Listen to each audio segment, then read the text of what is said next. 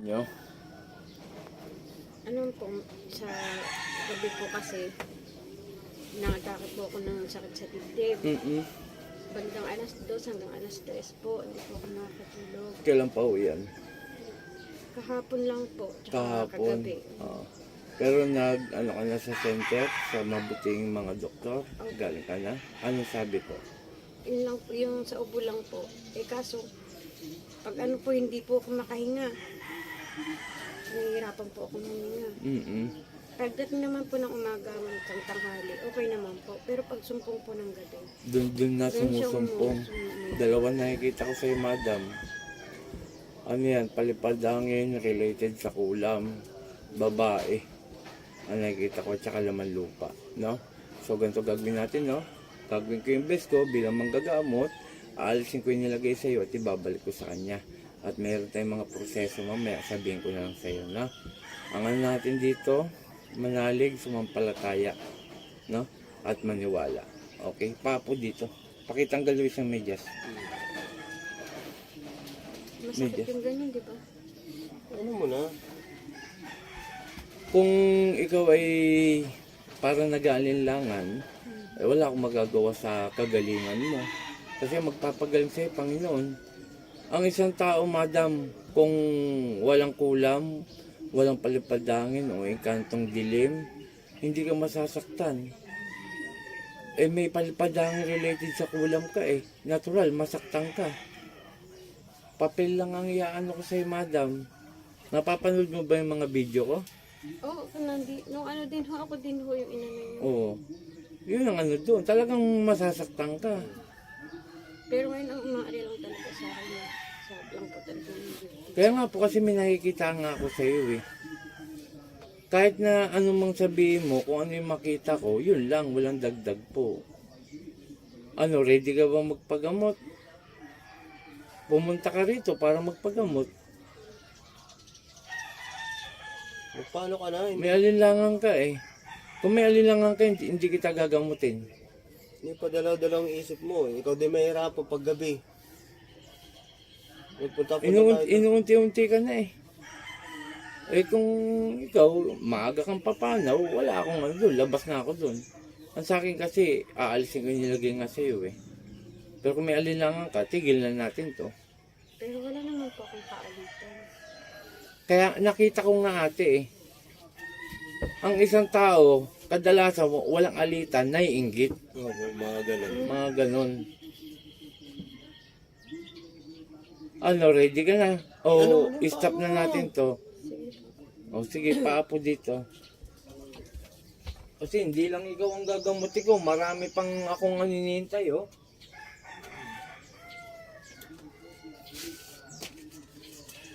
Kung gusto mong gumaling, manalig ka. Sumampalataya ka at maniwala ka sa Panginoon, sa ating Ama na, Panginoon, alam ko po nandiyan kayo. Hindi niyo ako papabayaan. At naniniwala po ako, Ama, nagagaling ako. Ganun po yun. Okay?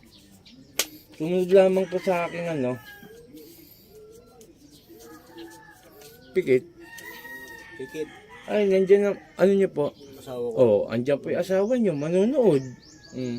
Ang paggagamot ko, ayoko yung nag-iisa o ano. Gusto ko nga may kasama eh, na nanonood para alam yung ginagawa ko.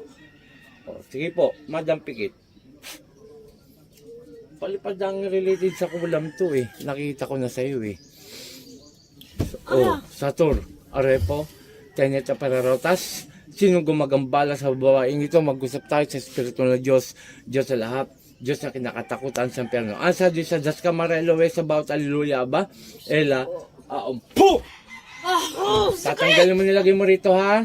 Ha? Aalisin mo na. Huwag kayong kulam ng kulam ha. O, dalawang kamay.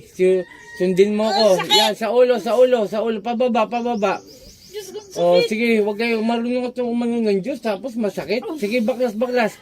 Gagaling to ha. Ha? Ngayon na ha. Ngayon paglabas ito sa paggagamot ko, gagaling na to ha. Ha? Tanggalin mo lahat. Tanggalin mo. Anong gamit mong mahika? Kandilang itim? Hindi ko alam. Wag mo kong inaano. Manika? Wala. Kalokohan. Sige, baklas, baklas. Sige pa. Manika ang ginagamit mo. Dalawa pa nga eh. Sige, tanggal, tanggal, tanggal. Sige. Ang dami mo nilagay sa babaeng ito. Diyos, pasensya sige. na Diyos, pasensya O, na kita mo ngayon, binabanggit mo yung pangalan niya. Na pasensya na. Ah, ilan na yung pinahirapan mo? Gusto ko lang malaman. Ilan na? Ah, marami na? Ha? Hindi mo mabilang dahil sa dami na. Ah, sige, tanggalin mo yan. Tanggalin mo habang nag-uusap tayo, tanggalin mo yan. Eh so, mga kapanalig dahil lang po sa inggit, kinulam niya ang babae. Sige pa, sige pa. Ano to, pahirapan mo, papatayin? Ah, Binigyan ko na dyan ng leksyon. binigyan mo ng leksyon. Bakit binigyan mo ng leksyon? Dahil, bigyan mo ko magandang dahilan kung bakit. Ako. Dahil nainggit ka. Kaya, kinulam mo na. Palipadangin related at kulam sa ginawa mo to eh. Itong ginawa mo ngayon. Sige, tanggalin mo lahat yan. Ang dami mo nilagay oh. Ikaw ang pumipigil sa kanya kanina, di ba? Para hindi magpagamot. Ha? Oo. Oh. Sige, sige. Sige pa. Sinungaling to. Pero totoo sinabi niya na malayo siya. Pero kilala niya to eh. Kilala niya yan. Sige, tanggalin mo. Ikaw ay dakilang sinungaling. Kayong mangkukulam.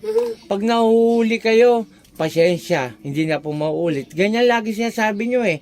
Pero pag hindi kayo nahuli, hindi nagpagamot ang taong pasyente, sige lang ang ginagawa nyo. Sige, sige. Paano kayo harap sa ating Panginoon at sa Ama kung ganyan ang ginagawa nyo? Sige, baklas. Kunti na lang, kunti na lang. Pasensyaan tayo ha. Ibabalik ko kung anong inilagay mo rito. Na? Ha?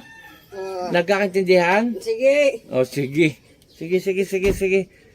Hindi ako natatakot sa'yo. O, isa na lang, isa na lang.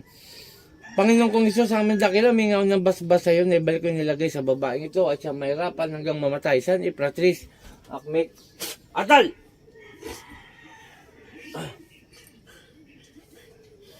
Ate, ate. Inom ka muna. Pahinga muna. Ano mo ganun mo siya? Medyo napagod siya kasi medyo tumagal. Pero okay na po siya. Sige, ipaupuin nyo lang po ng maayos. Upo na maayos. Ganyan talaga. Sinaniban eh. Sir, 3 araw iinumin to. Sige, tabihan mo po siya. Tabihan nyo po. Ganyan talaga. Napagod lang po yan. Painumin nyo po para manumbalik ang kanyang kalakasan. Madam, inom ka ng konti, madam. Para bumalik agad yung lakas mo. Ganyan talaga. Ganyan talaga ang merong Okay, magandang umaga. Umagang kay ganda. Ito si Apo Eric Aputchalin. Maaga ng gamot at meron pa tayong inintay na pasyente. At may tumatawag pa ako kanya, hindi ko nasagot. Ngayon, yung nga, nagpapasalamat ako sa Ama, sa dakilang Ama, sapagkat binigyan tayo ng kalakasan at kapangyarihan na ipinapayaram sa atin bilang manggagamot. Okay, shout out kay Apo Ken, Apo Marvin, Apo Rosita, yung nga, sa mga may dulo po sa akin, no, pakishare po ang ating video nang sa ganun marami pong makapanood, mga bagong makakapanood sa atin para po nang sa ganun tumawag sila sa ating cellphone number at matulungan natin sila. At pakishare, pakipollow ang ating video. Hindi po ako nangingi ng pera sa GCash, busong scammer, ginagaya po ang aking profile picture. At yun nga po, kapag naayos ang transact natin sa Arkela ng sasakyan, ang gawin natin, diyan ko po kukunin ang renta ng sasakyan sa inyong mga lugar. Home service po tayo. At yun nga, doon sa paggagamot ko, donasyon lamang po, donasyon lamang. At ito po si Madam, unti-unti na po siya lumalakas. Ayan po, ma'am, sabi ko sa iyo siya pumipigil sa iyo kung bakit ayaw magpagamot kanina. Pero galing ka rito para magpagamot. Tama po ba, Madam? Ayan po, nanumbalik na po ang kanyang lakas at yung kulay niya kanina iba. Kala mo, sir, no? Opo, iba. Yung dahon. Ito yung dahon maitim-itim.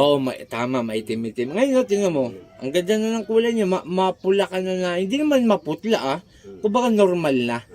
Ayan po Napakagaling ng ating Panginoong Hesus, ng ating mandakila. Okay, shoutout po sa aking pamilya, sa aking magulang, kay Nanay Peli, Tatay John, sa aking mga kapatid, kay Ate Neng, kay Jessa, Jeff Role, kay Jingjing, at sa aking yumaong Ate Evelyn na kasama ko po sa bawat laban. Okay, maraming salamat. Ako Team Apo Erica Puchalin. Magandang umaga. Po! In Jesus' name, in Jesus' name, in Jesus' name. Amen.